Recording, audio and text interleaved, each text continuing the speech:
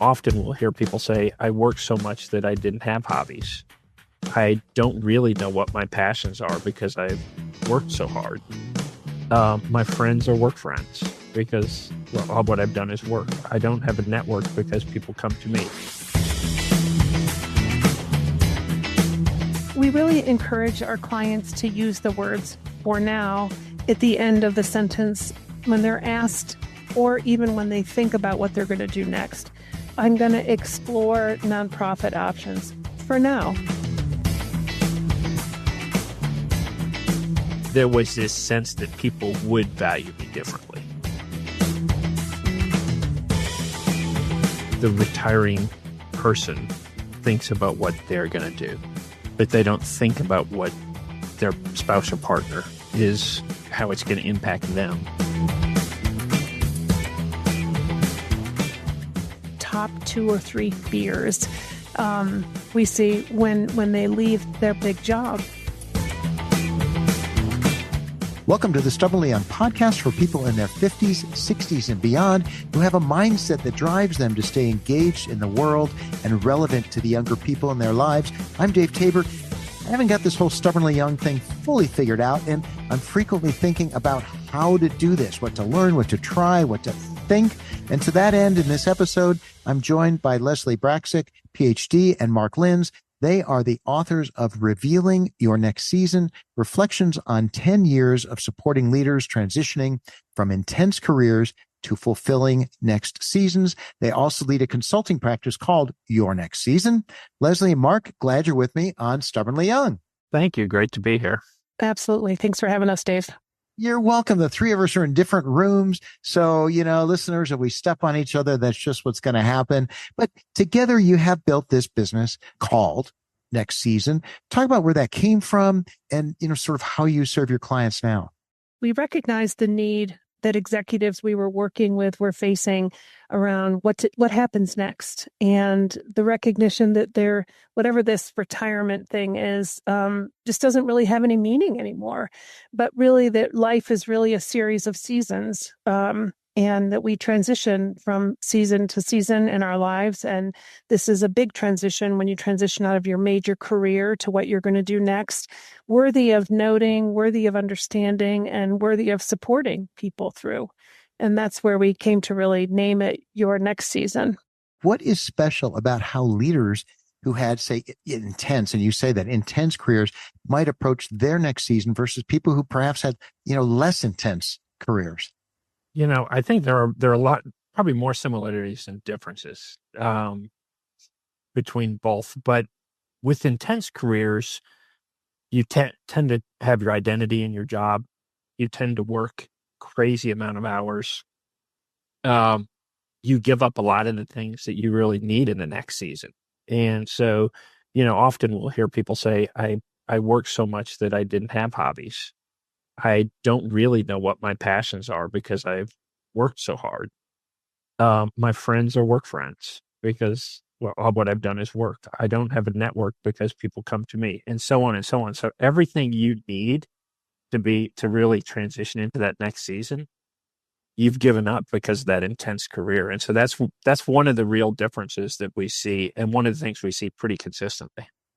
Yeah. And you said they're more in common, but you just described some really different kinds of elements to people who've had. There are some differences. Yeah. Yeah. I mean, what's in common between people who had less intense careers, but still are finding challenges with this next season? One of the things I would say is that in common is the view that you can have an incredible purpose in that next season. I think there was this view when I was growing up that once you hit 65, and you retire, you're done. You do nothing. And your life is you're kind of on the wind down. I think it's the opposite. I think you've learned so much. You have wisdom, no matter what kind of career you've had, and take that and you can have an incredible impact. So I noted in the foreword of your book, I actually read the foreword. I don't know why. I could almost sometimes just read that and be done, but I read your whole book, which I really enjoyed. And in fact, I'm going to show listeners I want to make sure we get a shot of it, me with your beautiful book. And I noted in the forward an attribute of the best leaders is that they're energized by change. So, how does that set the stage for your book and even for this discussion? Well, they are open to new purpose, to change, really. And when we talk about even the next season, it's really a transition out of a big job is your first next season, but there will be many other seasons. And that's why we call it your next season, because it's not just one big long season. There are Mm, many things that get triggered by other things. So we find that executives that embrace change and are open to change, continuous learners, those that are open to redefining themselves, to thinking of their superpowers in a new way, those are the ones that find true joy and purpose in their next season. mm. Well, there's a great Yeah, and example. Oh, go ahead, Mark. I was going to say, maybe I give just a 30-second of my story because it fits exactly in what Leslie was talking about. But I spent 27 years at Bank of America, and I made the decision to retire really because of I had spent so much time away from family and so much time during the financial crisis, just going, working nonstop. And I knew I always wanted to start a business, but my initial thought was start something in financial services. That's what I am. I'm a financial services person. And Leslie came to me with this idea of starting my next season. And at first it was like, but that's not me. Hmm. And when we had the conversation about what we wanted the business to be and the impact, it kind of widened my aperture of, wait a second, what I have done is different than I'm more than just a financial person, and Yeah, my yeah. experiences are more than that. And I pivoted and made a change. And that's what we see in people, that ability to pivot and make a Pivot. change. Yeah. So, do you feel like, normally we think of the next season, I think we think about like non-working kind of thing, a transition to not working, but you've transitioned to a different working. Yeah. And I would say just the clients that we work with, the executives that we work with, we see kind of three groups of people, I would say. One is there are some people that just say, I don't want to do anything. I really want to focus on, and I want to focus on families. I want to focus on friends. I want to focus on the things I couldn't focus on in my career. We see probably the largest group that says, I want a portfolio of activities. I want to stay busy. I want to have impact. I want to teach at a university. I want to be on a board. I want to be on a board of a nonprofit. I want to, I want to give back. I want to mentor. But I want to have a portfolio of activities that gives me flexibility. But we do see a, a portion of executives when they retire, they say, I really want to do something else. And I feel like I've got the energy and the enthusiasm to do something else.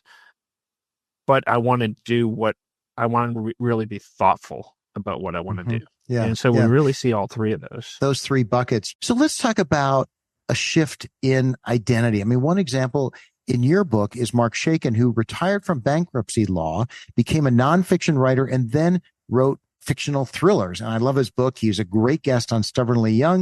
And we talked a lot about how to manage a shift in one's identity, not just in our own mind, but also how others perceive us when we make these changes. You want to talk about that?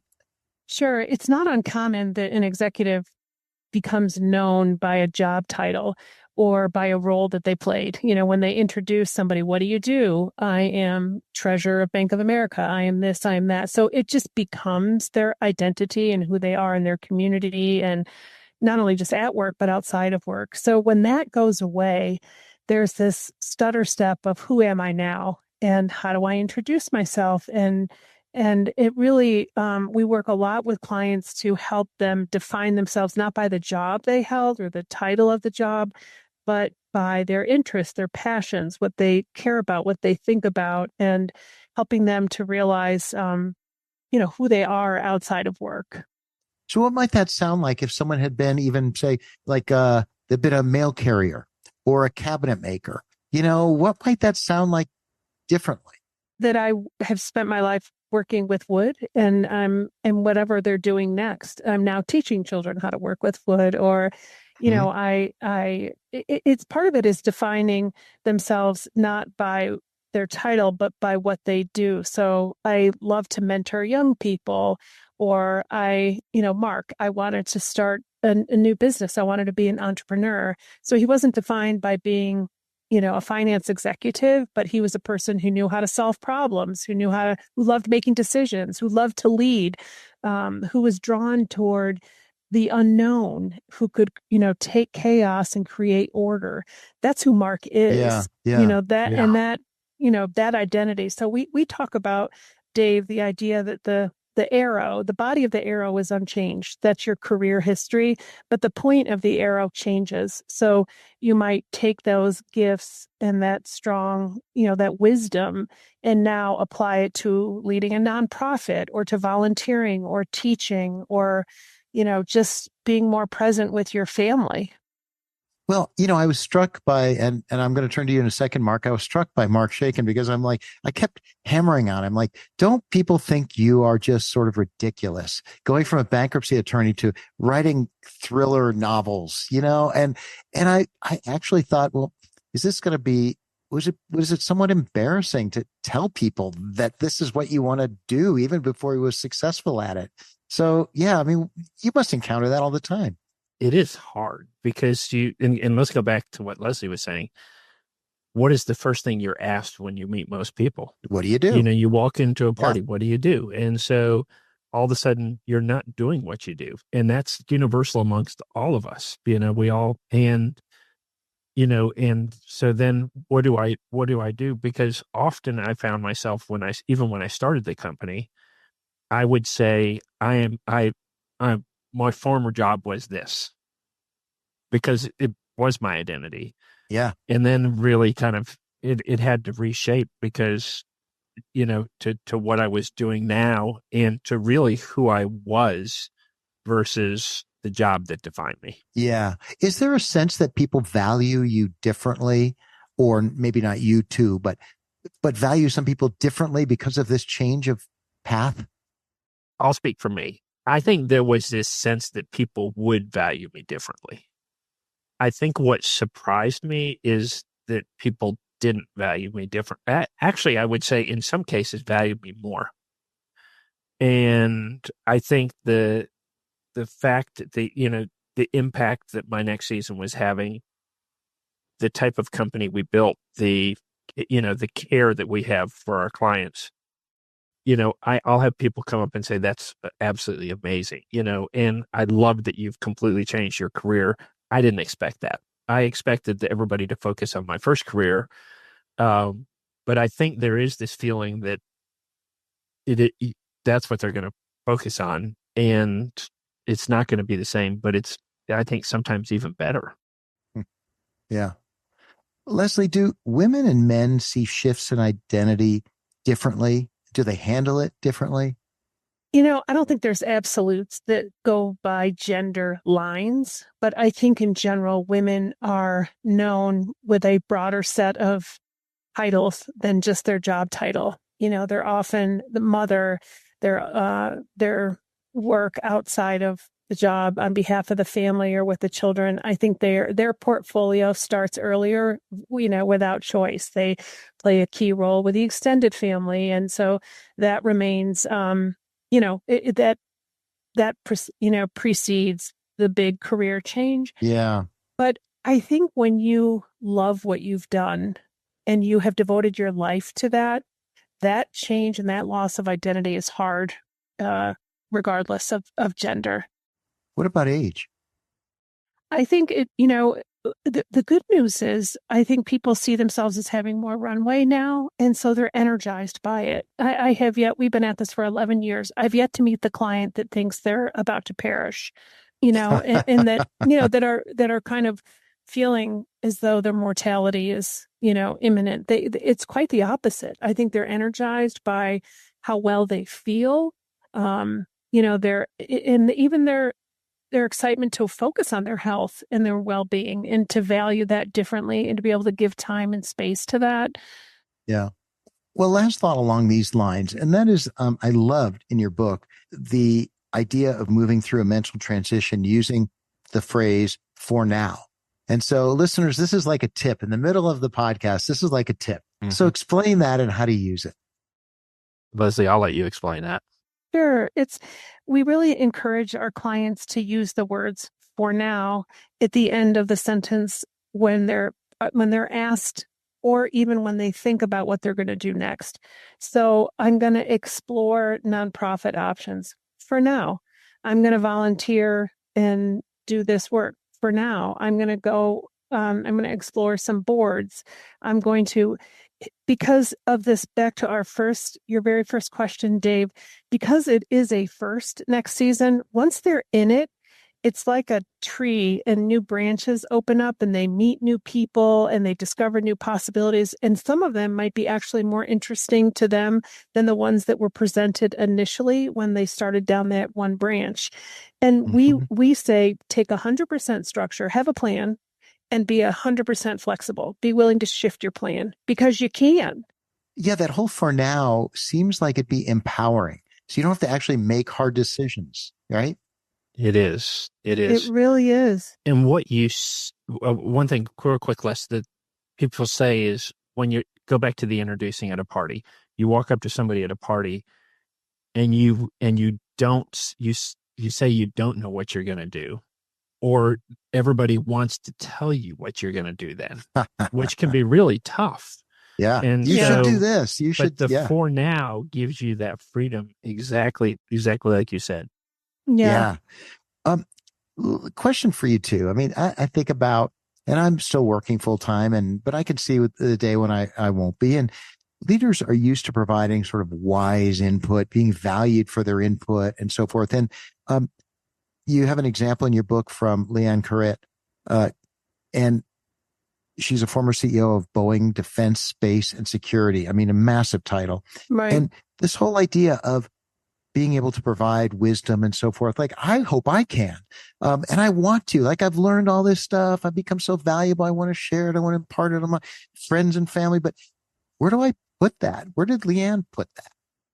Leanne put it, I mean, that's exactly what she sought in her next season work was, where do I channel this energy, this calmness under pressure, this wisdom? Where do I put that? Because and we see this with a lot of our clients that are like Leanne, that just have a lot of gas left in the tank and they want to make a difference with it. So Leanne is on 3 public boards.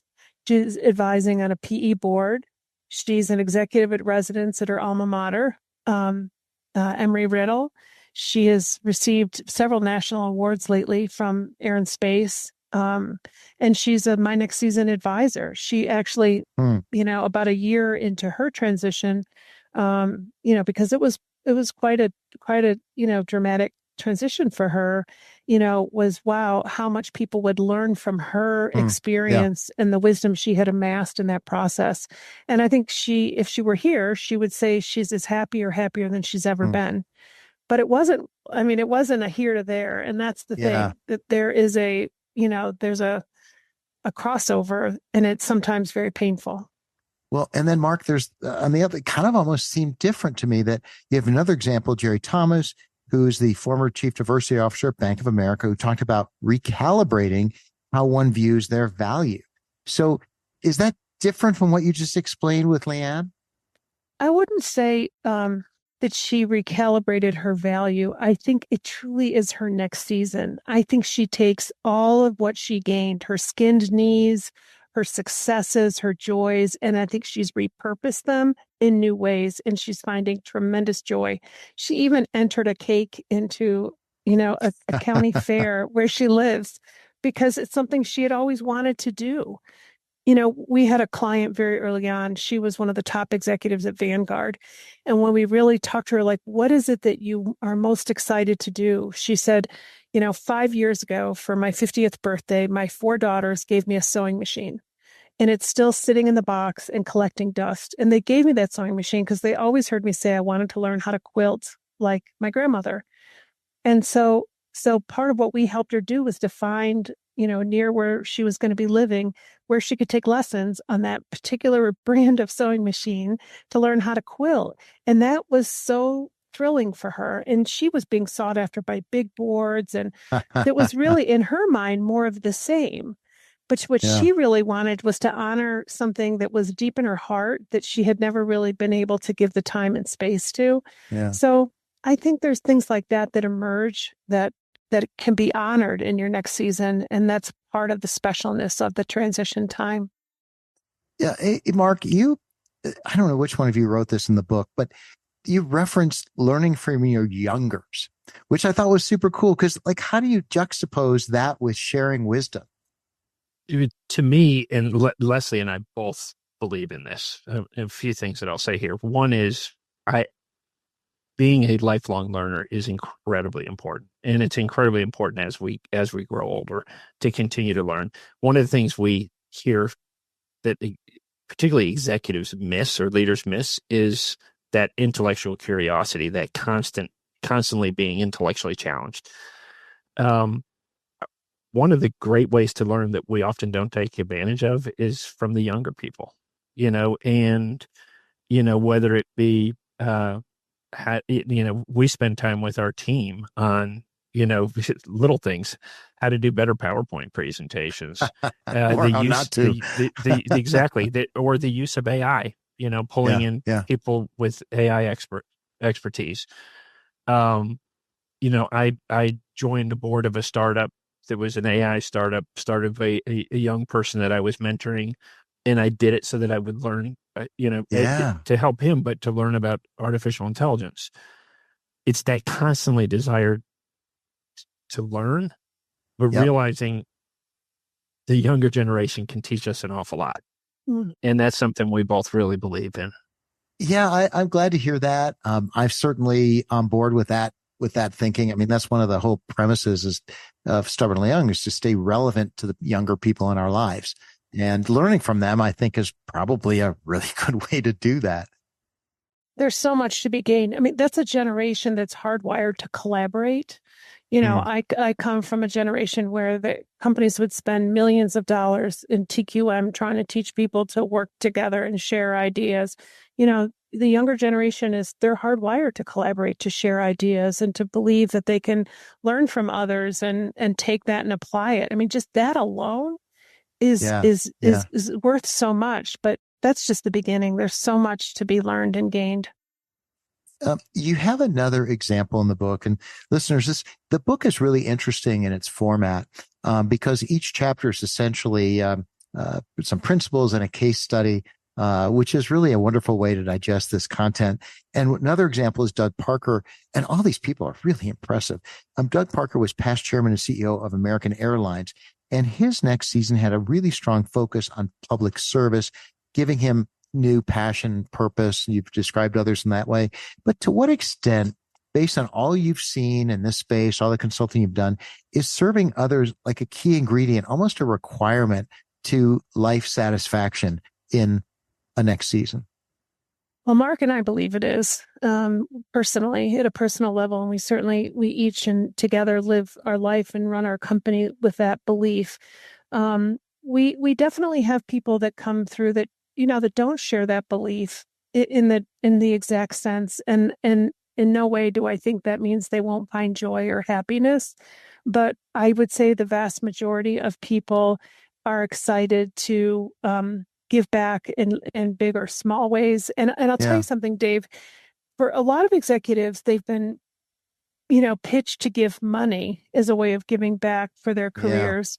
But that's not what they want to focus on. They want to volunteer, or they want to make a difference in something that they care about and to bring their efforts and their capabilities to that. Yeah. And Doug is a shining example of that. Yeah, Mm. and we do see that. I'm going to tell one quick story because I think it's really relevant, but we do see that consistently of people wanting to give back. But at the beginning of the book, we talk about a client, Liam McGee. He was a good friend of mine. Leslie coached him. He was the CEO of Hartford. He had to retire early because of illness. And one of the things he wanted to do was mentor a non-for-profit CEO. And so he came to us and said, Mm. I'd really like to mentor a non-for-profit CEO. He mentored a non-for-profit CEO that she was a first-time CEO. She'd never dealt with a board. She had just received a grant from a large corporation to go from a regional nonprofit to a national nonprofit. And he would spend like a day a month with her, going through and helping her with strategy, helping her to how do you work with a board? How do thinking through Yeah. all these things.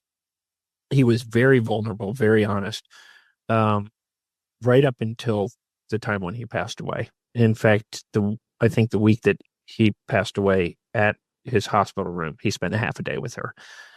And Mhm. after every meeting they had, he would write us an email and say, that changed my life. He Mm. changed my life, his advice. And Mm. he would write and text after every meeting and say, thank you so much. I'd love giving back and making a Wow. difference. Wow. And that's what we see pretty consistently, but it's such a great story of that. Mm. Yeah. Mm-hmm. Well, let me ask you this question because, well, it's even an awkward question to ask. And that is this, like, is there some sort of value continuum around purpose? I mean, you just described a great example of somebody who wanted to give back. There are people who want to feed starving children, and there are others whose purpose stated when they stop working is to have a single digit handicap. So is there judgment around that? Should people feel as though, wow, if I expanded my desire to give back, my life would be better? I mean, how should we think about that? I think sometimes people will state something like a single digit handicap as a goal, but when you listen for the sentences 2 through 5, and because I love to golf with my son, Mhm. or because it's something I get to do with my oldest friends, or Mm. because I do a golf outing with there's usually Something deeper. yeah, and so they don't, it may not be what's motivating them, and they're not always self-aware of the role that it's actually playing and drawing them toward that. Mm. But Yeah. I almost always will hear, because they'll say, I really want to do this, and you say, why? And they'll say, well, because that gives me the chance to do these things, Mhm. or Yeah. and I always, if you listen a little bit longer, it reveals itself that there's usually some deeper meaning or purpose to the activities beyond just what it's at the surface level. Would the same be true of someone like Mark Shakin, who, like, why do you want to write a novel? I mean, do people tend to, even something that seems profound, like I want to mentor a nonprofit leader?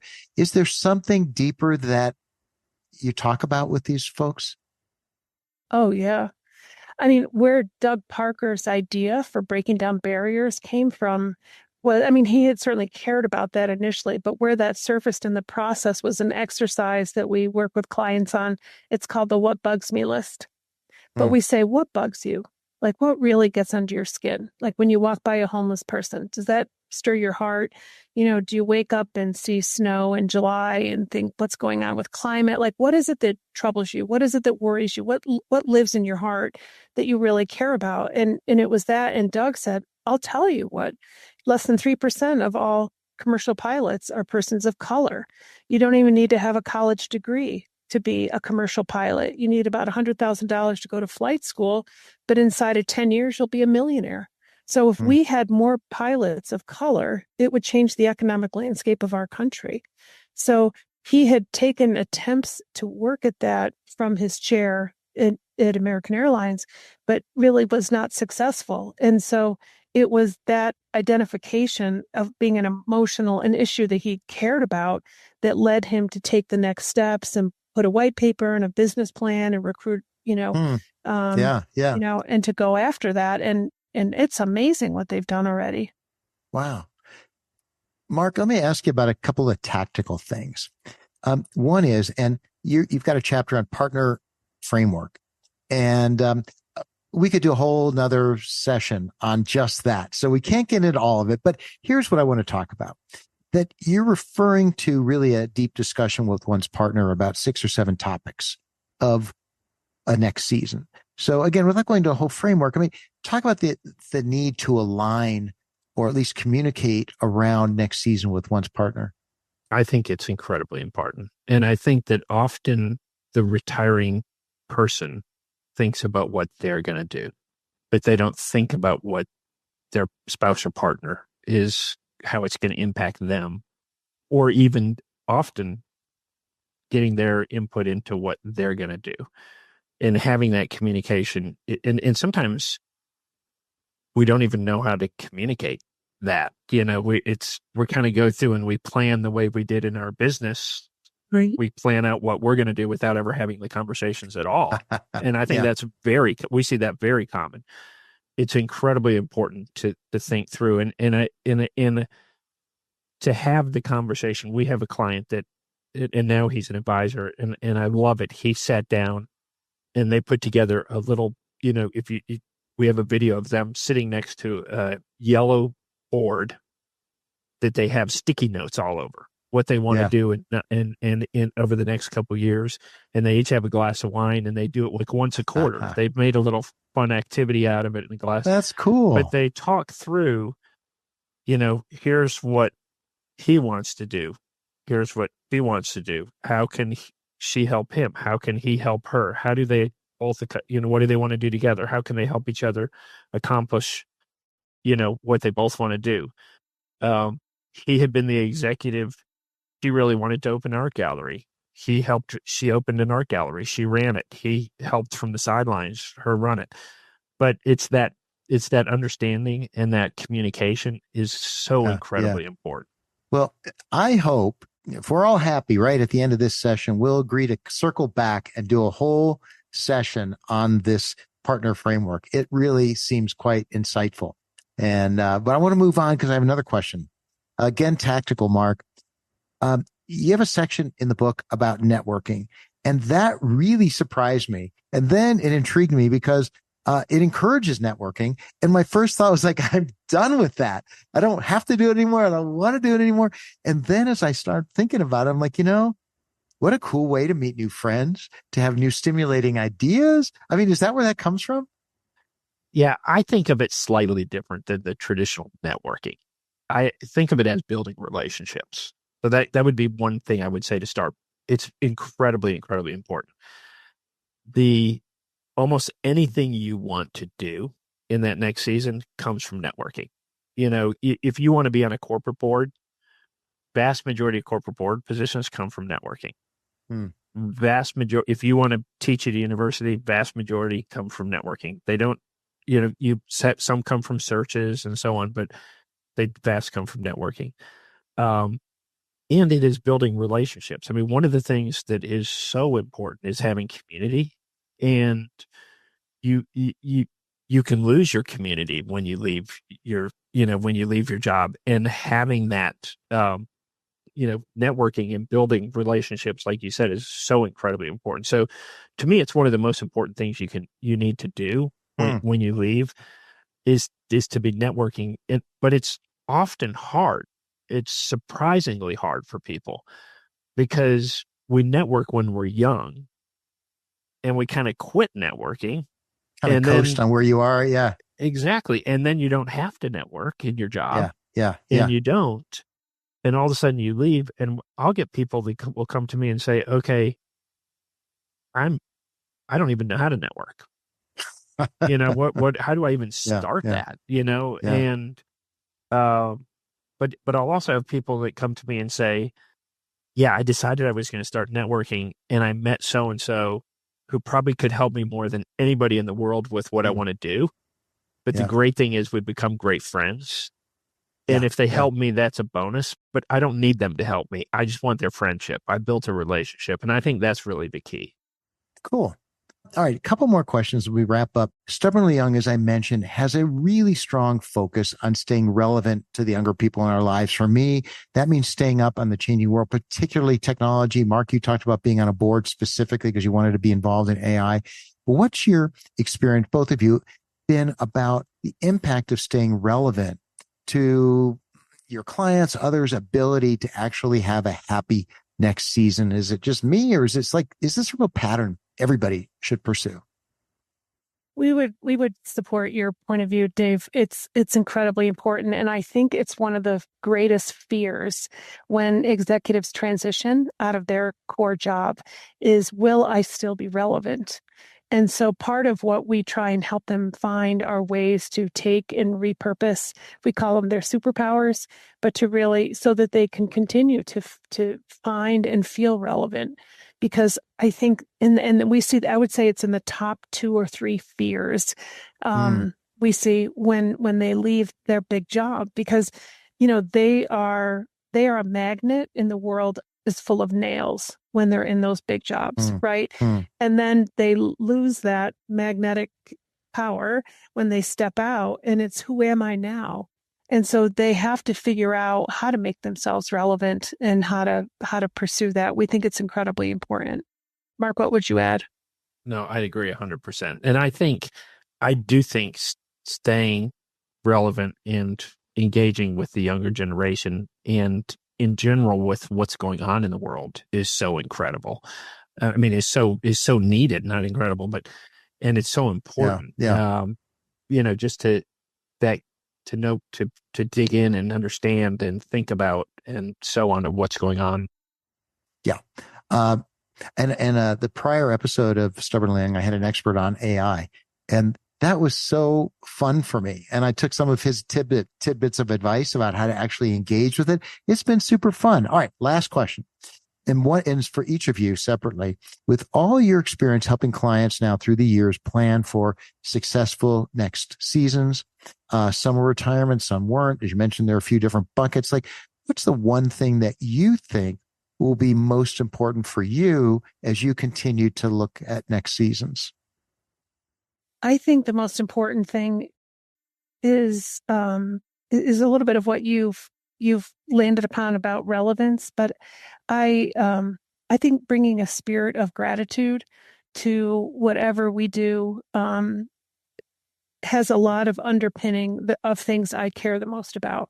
I think bringing a spirit of gratitude means you notice the world around you and people's contributions and role in that. It means that you have empathy, for other people's circumstances in order to have gratitude for the circumstances that you're in. And I think it also ensures that you're purposeful and intentional in how you live your life and in the choices that you make, and that there are unintended consequences sometimes to our choices, even though it's not what we intended. So I think for me, the most important thing is just having a spirit of gratitude. And I think the things that underpin that are the things probably I value the most. Thank you. Yeah. Yep. Mark? No, I really like that. I would say 2 things for me. One is just as I think about next season, to me, I tend to go. And so the problem that I have is to stop and pause and think about what to do, So to me, that's one of the things we tell our clients is stop, pause, really contemplate, take the time to think about what to do. And so to me, that's kind of a lesson even to myself that I have to, do that. Mm-hmm. Number 2 is the thing that has really hit me is the impact that we can have, even the words that we say can have, and particularly on the younger generation. And so to me, that's the area that I really want to continue to give back to is that younger generation. And I find myself constantly thinking about that generation, whether it be anywhere from my kids to young professionals that come to me, and a wide range. But we can have such tremendous impact and taking advantage. You can either have impact or you can do nothing about the impact. And I'd love to have impact. Yeah. It's what you said really brought a note back to me. I mean, I learned years ago when I had my own company, I did this, it was like an Outward Bound retreat or something. And somehow one of the lessons came across that because I was a go person and you're encouraging your clients to pause. One of the lessons came across to me was that planning, even pausing, is an action. It is an action. Yeah. And so for somebody that's just driven to act, that kind of gave me permission to act by doing nothing but thinking. Yeah. It was just different. Yeah. And I think we often say not just take time to pause, but make time to pause. Mm-hmm. And that to me it's an action. Like you said, yeah. And I think it's so important. Yeah. And Leslie, thanks for your comments about gratitude, listeners. And also Leslie and Mark, you may know one of my prior guests' his name is Chris Shembra, who's now become sort of this gratitude guru. He's speaking all over the world, a great guy. So if you want to learn more about gratitude, listen to the episode with Chris Shembra. So any final thoughts before we wrap up? Just encouragement that each of us have gifts that perhaps we aren't always aware of. And I think many people feel like the end of that major career is in fact an ending, but it really is a beginning of something, quite wonderful and not dissimilar from winter to spring. We may plant bulbs that never come up, but then amazing things come up where we didn't even know seeds were planted before. And so, enjoy the possibilities of what happens in that spring season and just live fully into it. Thank you. Yeah. And I echo what Leslie said 100%. I was going to say almost the exact same thing. Often we think that retirement or when we leave a corporate job, that's the end. And I actually think that's the beginning. If somebody else were saying that, I would say, wow, that sounds really trite. But you two have been helping people discover that with great success. And so hearing it from you two means a lot. So thank you for joining me. Oh, thank you. Let's wrap up.